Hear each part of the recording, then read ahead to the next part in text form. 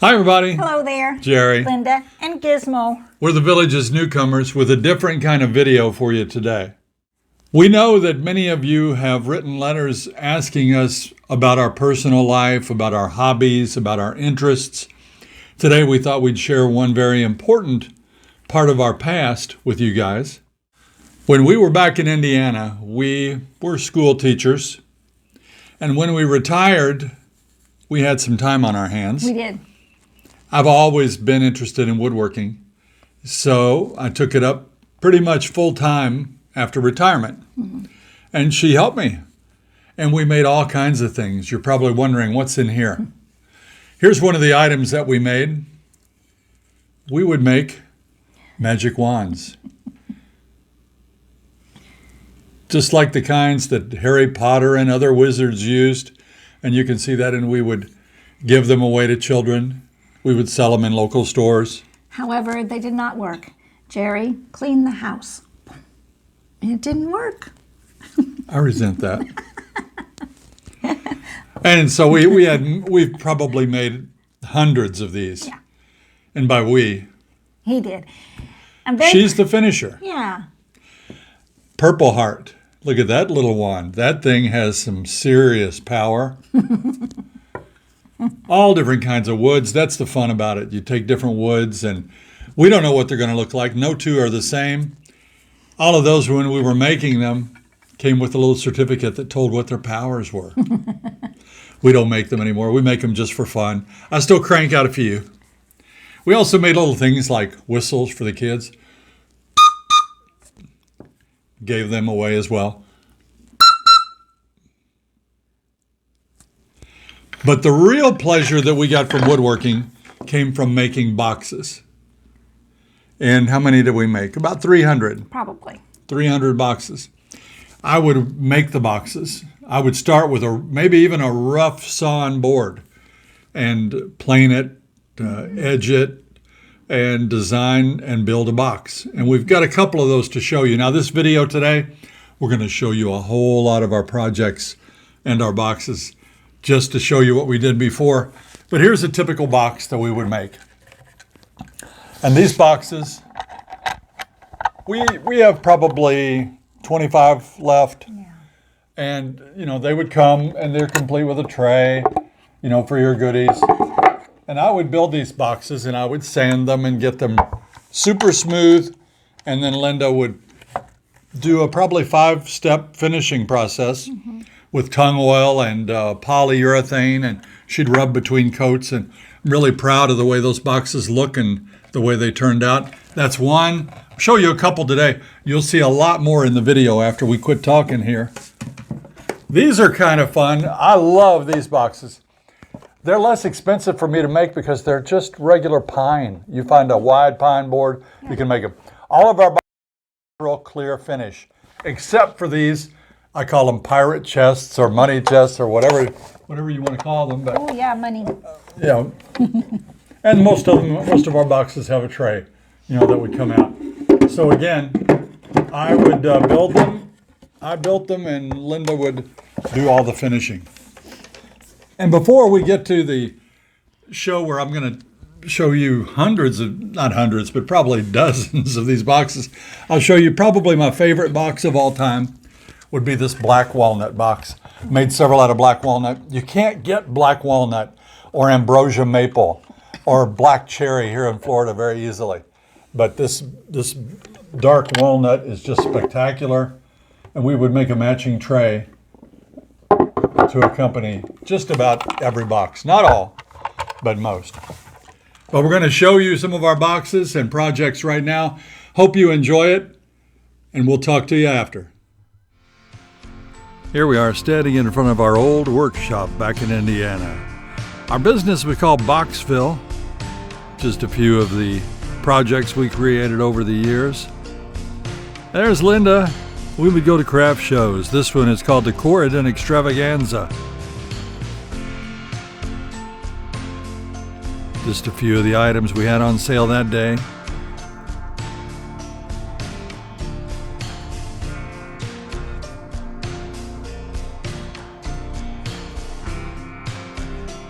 My secret weapon. Close-up view of a few of the boxes. We'll show you a whole lot more in just a minute.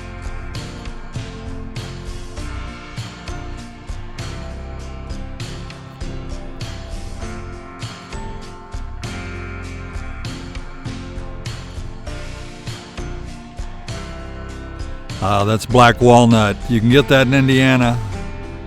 My favorites are the pirate chests with all the tacks. Black cherry.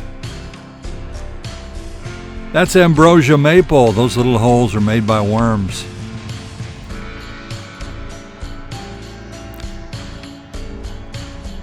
That's mahogany.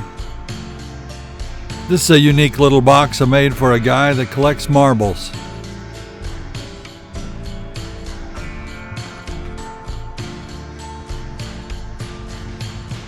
Wormwood. That's a simple pine box. Mahogany. And one of my favorites, zebra wood. These boxes are all natural finished, just clear coat after coat applied by Linda. The only ones with any stain would be some of the pine boxes where you see the tacks, the pirate chests. Everybody loves the zebra wood. I love the Asian theme to my boxes. You guys may know I went to Japan several times. Just love the architecture and all the art over there. The little details.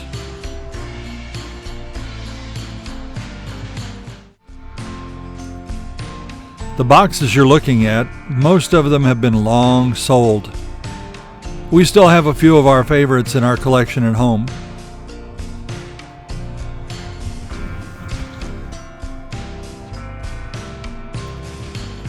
If you'd come into our house 5 years ago, you would probably want to give us an intervention. We had so many boxes displayed everywhere.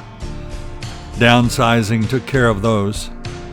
More of that spalted maple, this one also with wormholes, and that is a rainbow poplar box. Look at that.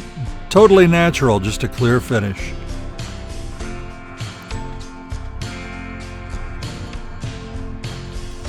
More ambrosia maple. Black cherry. Pieces that you see on the corners, those are called splines.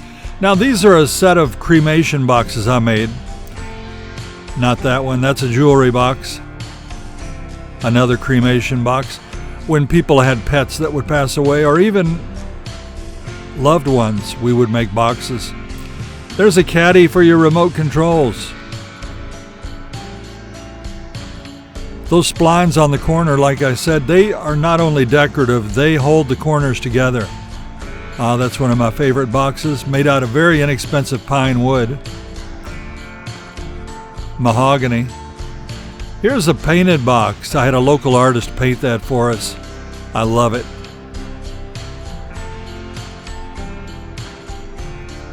Box elder. That color will fade out over the years, but it looks really good when you make it. That's reclaimed wood from a very old house in New Albany, Indiana.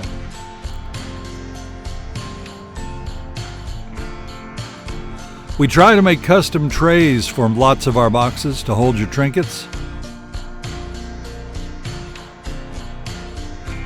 Lots of black cherry, that's one of my favorite woods to work in. Another box from that reclaimed wood we got from the old house on the river in southern Indiana. More box elder, beautiful reds. Don't be disappointed when that fades though, the sunlight will do that.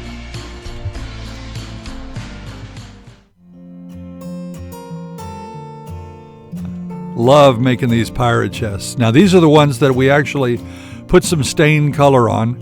All of the other boxes are just natural, like that zebra wood. That's a tea box.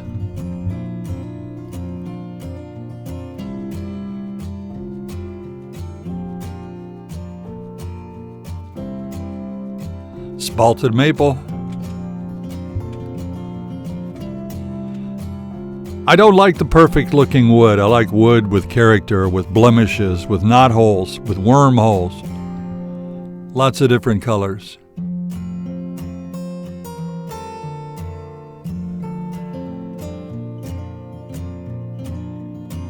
A black cherry box made for a special friend.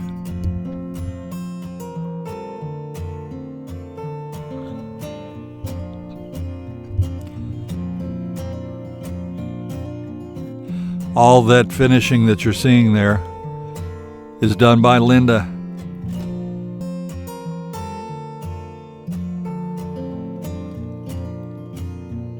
I build them and sand them, but she's the one that starts with all those beautiful finishes, rubs them, recoats it, rubs it, recoats it.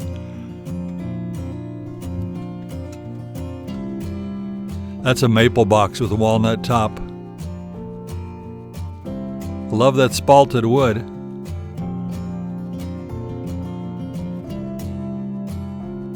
Always on the lookout for hardware that will accent the box and give it a good look. These trays are just as hard to make as the box. That's the Japanese toolbox right there. No hardware at all on that.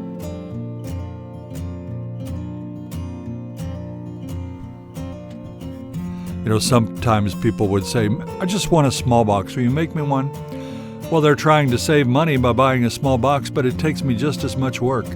That's another cremation box with a top section to put the collar of the little puppy in. That box is special. We'll tell you more about that in our next video.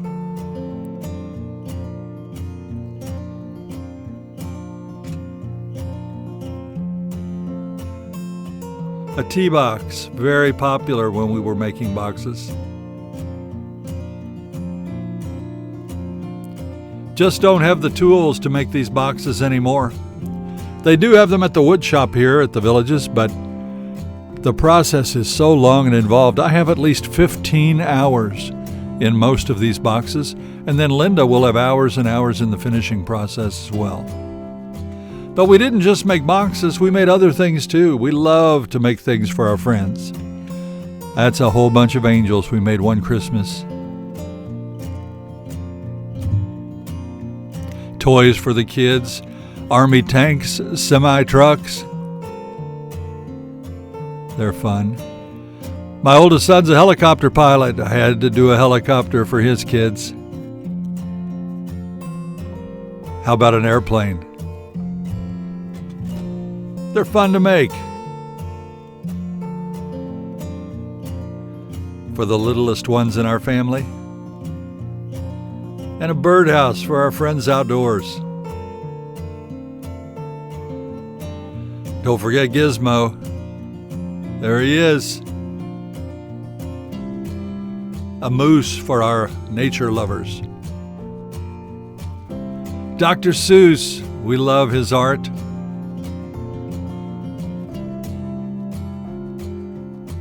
And how about you Harry Potter fans? I love to make magic wands. Each one different, no two the same, gnarly and twisted. What powers do they hold? Still make a wand or two in my spare time. And whistles. I like to make whistles for the kids. We give them away. Well, that's a look at our projects. Sure had fun making every one of them.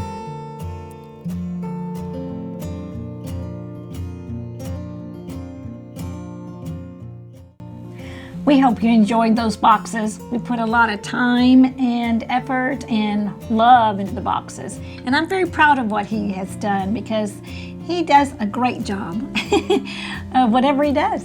Thank you. Appreciate that. Until next time. See you when you get here.